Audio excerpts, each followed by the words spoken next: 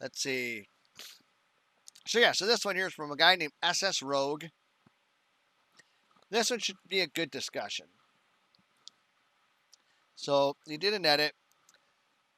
Since this thread is getting more attention and people know me from other games and are now wanting to join in the conversation, then I'll amend my opener here, but still keep the original text for posterity's sake as you read and catch up.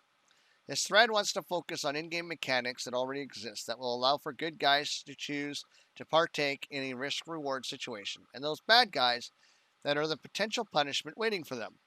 This game offers much potential for discussion, and that is all we want, is an open discussion for ways to be bad. And no, this thread is not promoting the killing of unwilling participants. Our version of PvP is the literal definition of player versus player on a more small-scale version outside from Guild City raids. We are discussing a way for a good guy player to seek risk and how bad guy players can be the counterpart. So that's his kind of amended preamble. I want to start this off by saying that I understand how taboo PvP is to a large portion of players. Most people want great story arc progression, and maybe others are interested in PvP just enough for the rewards, achievements, gear, etc. I would like to present another type of player, not necessarily a roleplay type person, but a person who wants to be a bad guy. I want to know how this game will appeal to those of us who aren't looking for dungeon glory, but who don't have time for world politics or a sense of lifelong goals. I want to discuss the person who likes being the bad guy, the guy who was raised with nothing given to them, who learned that the only way to get by is to take it from others and to inflict a little pain so others know how she feels. So I think he's trying to describe the traditional rogue character, person that took to thievery and rogueism out of a necessity to survive. Not necessarily somebody who's saying, I want to go out and be a player killer just because. So I think there's a little bit more of a role play element than maybe they're describing. And I'm kind of trying to also include some of the previous thoughts and comments that I've heard this person say. And I actually did invite them if they wanted to come and chat about their thoughts and point of views. I haven't heard back from them, so they're lost for not being here. And I'm going to try and interpret their thoughts a little bit and allow you to interpret them as well, and maybe we can have a good conversation. To continue, I have watched some videos and read some articles, posts, and I do feel like I have an entry-level understanding of this game's open-world PvP structure. But I feel like it is a far more punishing system than it is a way to play the game. As stated above, I get that the vast majority of people aren't going to be interested in this, but there are plenty of people who like being the bad guy, and every good story or hero needs a bad guy. Well, this game will probably have one. This game has the bounty hunter system and some guild and zone PvP, but I've yet to see a full breakdown of actual PvP-focused gameplay. Well, we have alphas coming out here right away, so I think that will probably change. I don't want to be just a griefing player killer, I don't want to just be a griefing player killer. So obviously this guy does intend to be a little bit of a griefing player killer. At least they openly admit it. But I do want some incentive to play a bad character that keeps the fancy lads and goody players on their toes. Basically wants to instill fear in us. So far as I see more in-game mechanics dedicated to punishing these types of actions and only allowing just a tiny taste of the bad life. I don't see anything that rewards players for taking this path. This game gives you religious arcs that lead to exclusive items, titles, and even new skill augments. This game allows a player to build a restaurant in popular hunting areas to benefit the dedication of their time to crafting delicious food and planning a location to be the best source of buffs in that area.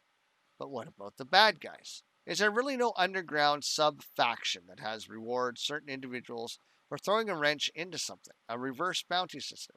An unholy religion that promotes being a bad guy? I mean, look at some of the possible skill combos. Necromancer, Trickster, Assassin, Charlatan, Shadow Lord. This game provides the bad guy prototypes, but doesn't embrace the full potential. Please, please, please tell me that with all the love put into this game and all the doing better than other MMOs, doesn't mean that you have written off the classic villain player character in light of trying to make people a completely safe and comfortable feeling. I know a lot of the devs in this game mention older MMO games as inspiration, so I'm sure you guys remember Ultima Online. You had a full-on red player system that basically turned you into a different type of player. Will this game have something like this, or is it only that internal system that punishes you for being bad by basically making you completely useless after so long that you are no longer a threat to even a level 1 critter? Can someone please link or explain something related to my question concerns? Would obviously love to hear from a dev or a tester. So that's this person's preamble. And again, so I think he's looking for, well, he does say it here in the thread. We'll get to some of it. But he's basically wants to know, is there a rogue-like system? Right? It doesn't necessarily have to be, I think, a full-on bad thing, but kind of read what they're saying. It's like you bump into a player in town and you have the chance to pilfer a few coppers off them, right? Not enough that it's going to hurt that person, but if you do it enough times, you earn yourself a little bit of coin. Now, obviously, there's a risk with that, right? So if a player realizes right away that they've been pilfered, or if there's a guard walking by or something, the guard might see that this person's pickpocketed you, then they could, say, earn corruption points that way. That's kind of my envision of it, of kind of what he might be talking about. And I actually have a post where actually I think I present a really neat idea. Now, this guy does reply to a lot of comments. He is very, passive aggressive, and that's being a bit of an understatement. So, attacking caravans past the rewards of the caravan you claim itself has a progression system for it. Ganking, though, no, they are trying to discourage ganking. It shouldn't be a reward, and I agree with that. Except that the current corruption system does, in fact, reward the ganker. So it says here, I specifically said that I didn't want to just be a player killer. So again, he says he didn't want to just be a player killer, so he does plan on player killing. So yeah, he can't really talk his way around that. He does try. I did see the caravan system, and I see the potential for a guild dedicated to being a highwayman type thing, or even some sort of Robin Hood theme. And it's more than nothing outside of guild node wars, but I feel like this game is too far grand to have that be the only system. I do appreciate your feedback, and I welcome more, but please do not assume that I am only worried about being a player killer. I want to know if the game acknowledges that bad people exist and part of life is such. There is story potential, as stated above, with possible class types and maybe an evil or corrupt religion. I just want to know about the darker side of gameplay. He's looking for a corruption skill system. Sup is wanting to PK a bad thing. In my opinion, yes. So somebody else wrote, within the most simple type and basic crook thug mentality, you can play a corrupt player who player kills and then tries to run and hide, while reaping the experience rewards as your corruption ticks away over time, all the while trying to avoid or defeat bounty hunters on your tail. On another note, this game is going to have an interconnection of alliances, enemies, and politics. You can play the spy, infiltrate an opposing guild as a recently max level, or looking for a new guild/social group, and get info on the defensive systems, or when a massive caravan will be moved. Relay that info to an enemy guild and get paid, and try not to get caught. For those who have only ever played what mainstream MMOs have become, you are in for an absolute treat of what happens when players are given the tools to create and then left to their own devices. The sinister actions you can take are completely up to your own imagination. See, Alex says, I think it depends. I wouldn't want to be the player killer, but having this villain go after could be fun. Like, I'm not going to read too much of this because it kind of gets repetitive. I'm going to present kind of the idea that I have that I think is kind of what this guy's looking at or looking to do. So he says, I do get this, and trust me, it's a very cool. It is very cool, but the guild politics are a bit much. The highwaymen and thug ideas do seem pretty cool. I get why the corruption system exists, but are there mechanics that benefit you for it? No. Again, I keep going back to something with religion or quest line that allows you to be in a kind of faction or NPC like Thieves Guild. Just the act of doing bad and then running and hiding from bounty hunters is a bit one-sided. It would be at least more exciting to have some reward for players who deal with corruption and the negative status you have to deal with by giving some sort of title vanity unlock, showing your bad ways to better enforce your identity as a guy when you do things within the game. Actually, That is the best way to describe this. Does anyone know if by repeatedly doing bad things and having to put up with the corruption negativity and going out of your way to hinder your character by being a bad guy, could a player unlock things to show off that they are in fact a bad guy? Could you do this for roleplay and be more in character for the more allowed in-game mechanics? I yet again go back to the religion system and even the craft politics system. How doing things unlock titles, positions, and those titles give a status or augment to reflect your effort/achievement. Even things like guild leader systems that gives special permission or mayor, etc. If I were a rogue archetype and partook in a guild that focused on taking over caravan escorts, then all I have to show for it is the experience and loot. But if I were an actual bad guy that was part of something in game, then I could look the part via either cosmetic appearance or skill augment. Then my guild could actually roleplay that much more like a group of baddies, along with balancing a thug bully system with bounty hunters. In the end, the good guys will always win because of corruption, but if one wanted to dedicate time to that, then mayhaps something becomes available to those players via questline. And basically, the argument comes down for the majority of this thread that people are just constantly accusing him of wanting to be a player killer and griefer. When I think what he says there is pretty apt. So the idea that I come up with, and I think we could probably expand on this and have maybe a little bit of fun with this idea. I think I've read enough of this thread to get some of the idea of what you're trying to say. You want there to be other ways to earn corruption, and through those means, perhaps an unknown underground faction may become available where you can gain access to titles, cosmetics to adorn your character, and possibly cosmetic spell abilities that would separate you from the masses as someone who is/has been corrupted for some length of time. These things would not exclusively require you to PK. Perhaps there would be missions like assassinating a mayor, or guild leader of a castle, or high-level cleric of a religion, which would be reasonable expectations as they would be legitimate issues to deal with and make those roles a little more interesting. Yes, it's a player kill, but if you accept the responsibility of the role, you accept the danger, much like running a caravan. You would still get corruption, but as a mission type, you would also earn corruption points. You would not get just killing random players for corruption. So the motivation for random player killing is further decreased. Of course, this would have to be a secret in the game until a player earned enough corruption and survived long enough to unlock some hidden dungeon or some such to unlock the corrupted religion and build it up from there. You could then apply the points you earn from the other means of earning corruption to buy cosmetics and level up within the ranks. You wouldn't gain access to any new skills, but maybe your spells/abilities have a more corrupted look to them.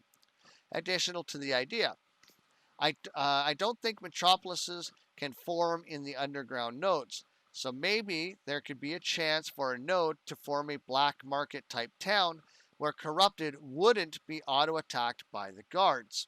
So to expand on this idea, so you have this underground grotto with its own little black market. So it'd be like an auction house, but you can only accept it if you have corruption.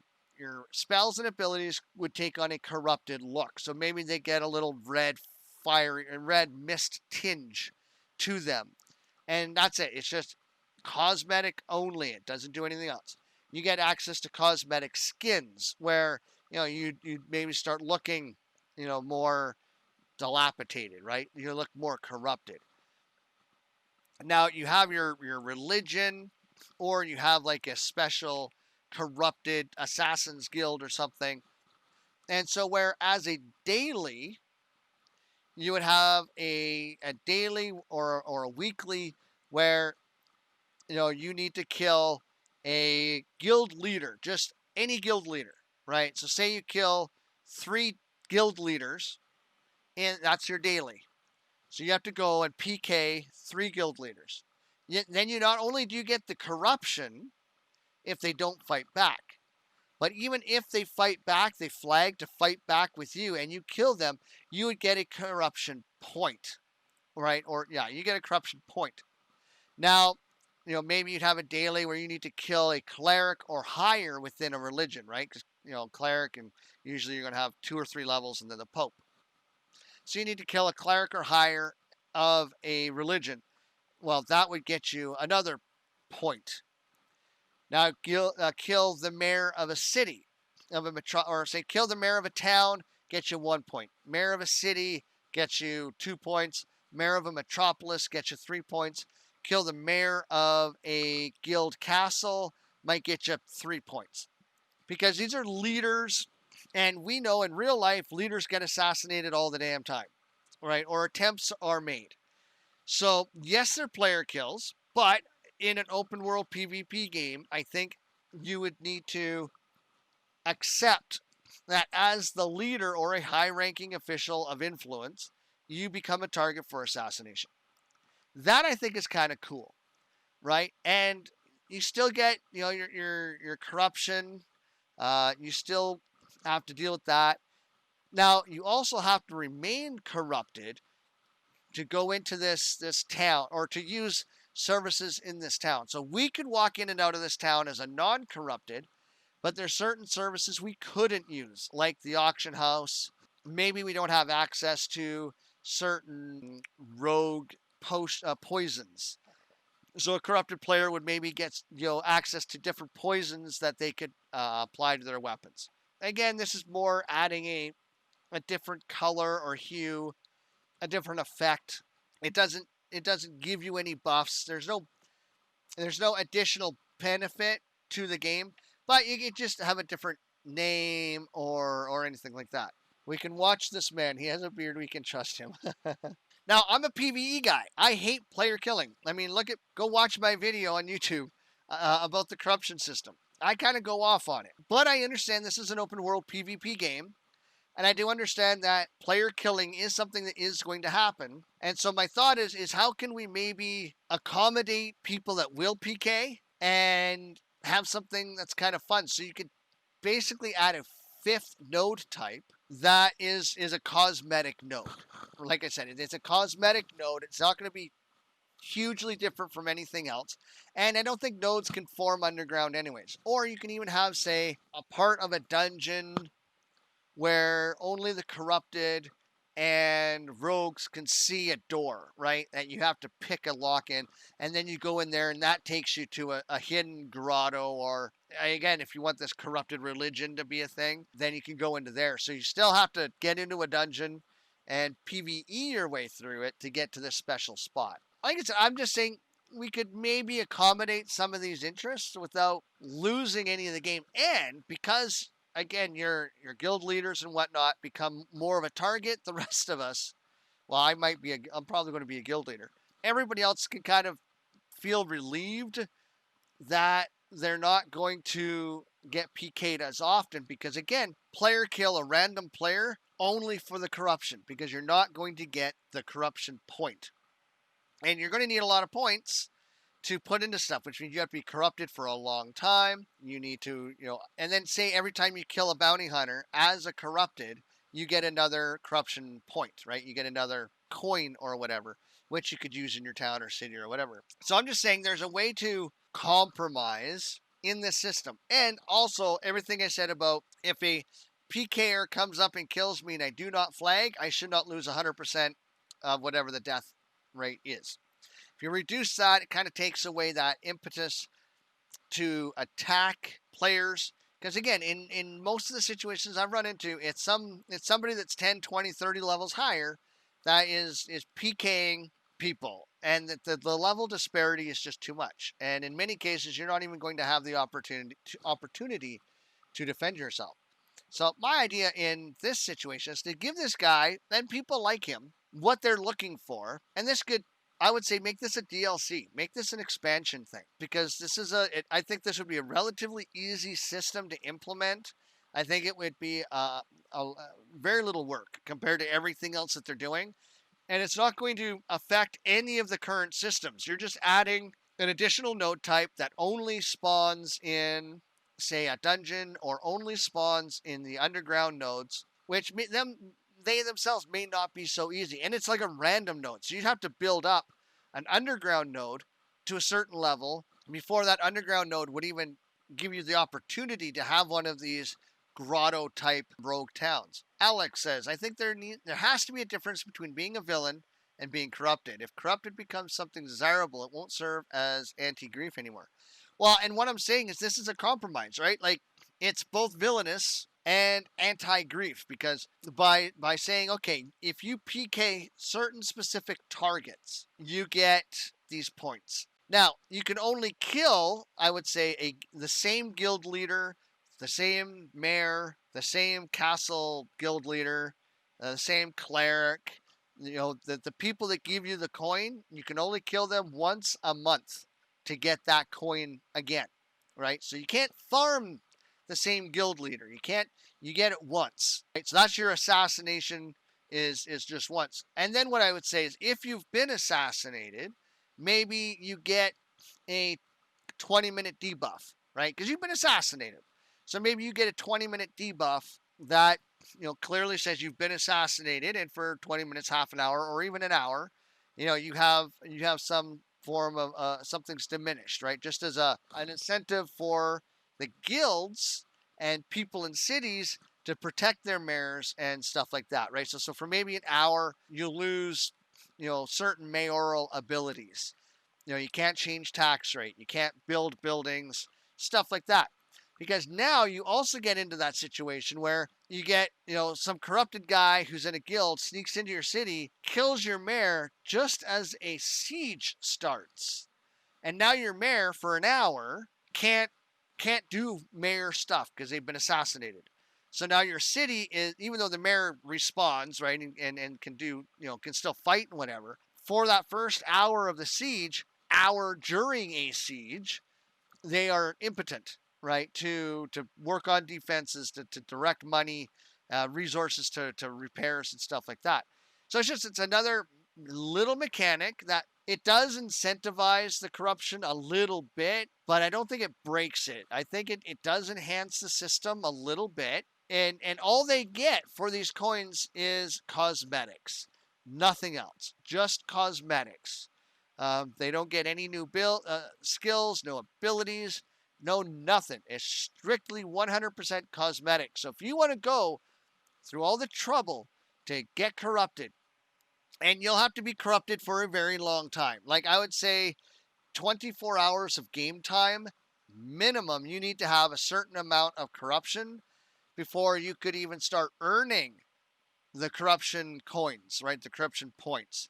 Now, again, because you'd have, say, a daily system, or you'd have an NPC that would give you like a quest. Like, it may tell you need to go kill a specific guild leader that's picked at random or whatever. And then you can earn, a few more coins, a few more of these corruption coins. Now, I would also have it where the more corruption coins you have, the more corruption you personally carry.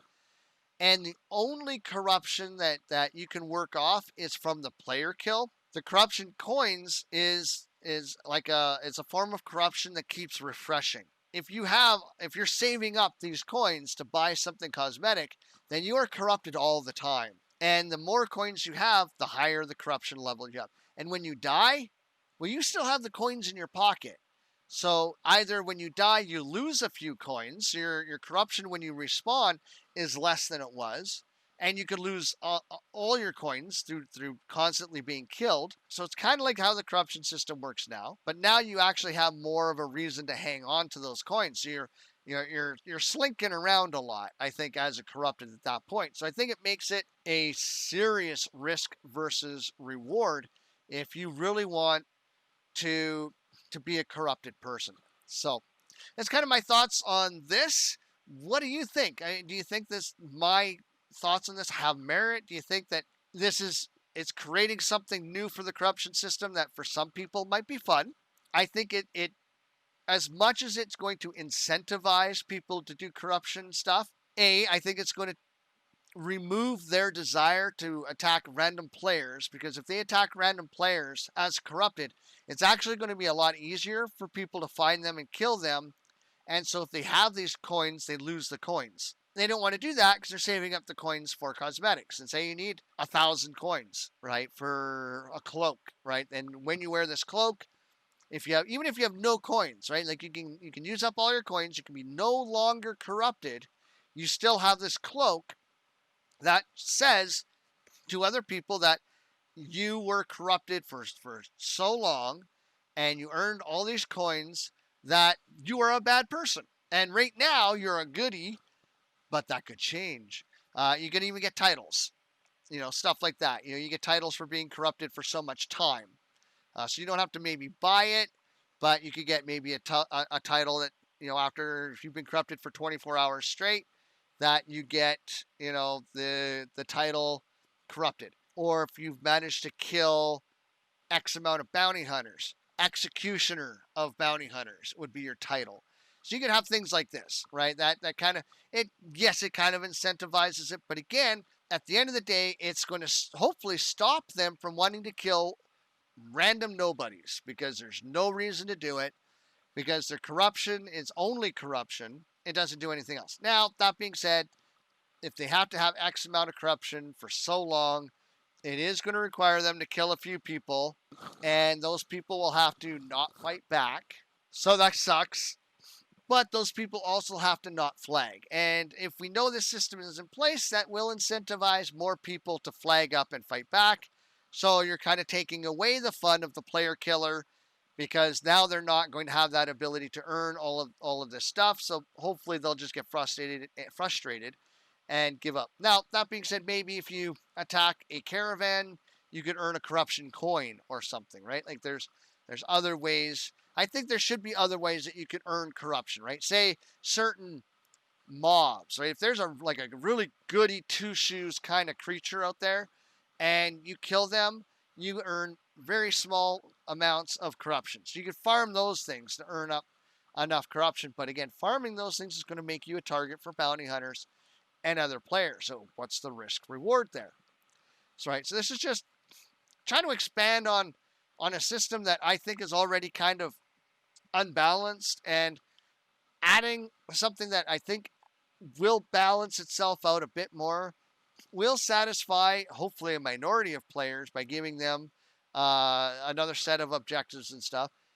It does make being a mayor and a guild leader a little more interesting, or if you're a high up in a religious order, I think it does make it a little more interesting. Like if, for example, they kill you as a high up in a religious order, you lose because you've been assassinated. You lose maybe some XP in that religious order. So you have to, like everything else, you go into an XP debt. You have to earn that debt back up to make sure that your skills or whatever don't atrophy in that particular deal. So I don't expect anyone to agree with me. I'm just trying to create a discussion. I'm just trying to have a little bit of fun.